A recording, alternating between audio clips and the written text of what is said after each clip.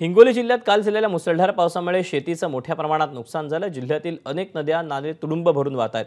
कह्याधू नदीचं पाणी पात्र सोडून शेतात शिरल्यानं शेतीचंही मोठ्या प्रमाणात नुकसान झालंय।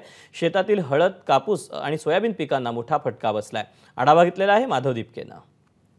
हिंगोली जिल्ह्यामध्ये काल जोरदार स्वरूपाचा पाऊस झालेला आहे। त्या पावसामुळे अनेक नद्या नाले ओढे जे तुडुंब भरून वाहत आहेत। अनेक ठिकाणी पूर परिस्थिती निर्माण झालेली आहे। मी सध्या सावंगी नावाचं गावाच्या शेत शिवारामध्ये आहे आणि आपण या ठिकाणी बघू शकता मोठ्या प्रमाणामध्ये शेतातील पिकांचं नुकसान झालेलं आहे।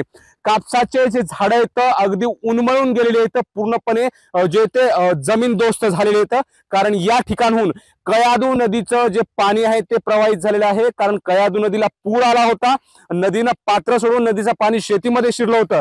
जिल्ह्याभरामध्ये हजारो हेक्टर अशाच पद्धतीने शेतजमीन जे ते खरडून गेलेली आहे। त्यामध्ये कापूस, हळद, सोयाबीन, तूर या पिकांचा समावेश आहे। आणि आताही या शेतामध्ये पाहायला गेलं तर पाणी साचलेलं तळ्याचं स्वरूप या शेतीला आलेलं आहे। त्यामुळे मोठ्या प्रमाणामध्ये शेतकऱ्यांचं नुकसान झालेलं आहे। आज बैलपोळ्याचा सण आहे, शेतकऱ्यांसाठी अत्यंत महत्त्वाचा सण असतो, परंतु आजच्याच दिवशी शेतकऱ्यांच्या शेतामध्ये मोठ्या प्रमाणामध्ये पिकांचं नुकसान झालंय।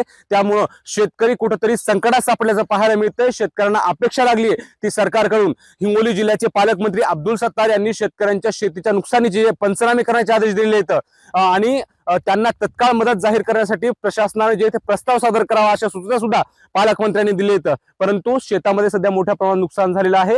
लवकरच या संदर्भामध्ये कृषी विभाग आढावा घेणार आहे आणि पंचनाम्याची सुद्धा सुरुवात केली जाणार असल्याची माहिती प्रशासकीय सूत्रांनी आपल्याला दिली आहे। Camera person आकाशसह Madhav Dipke, ABP माझा, हिंगोली। एबीपी माझा, उघडा डोळे बघा नीट।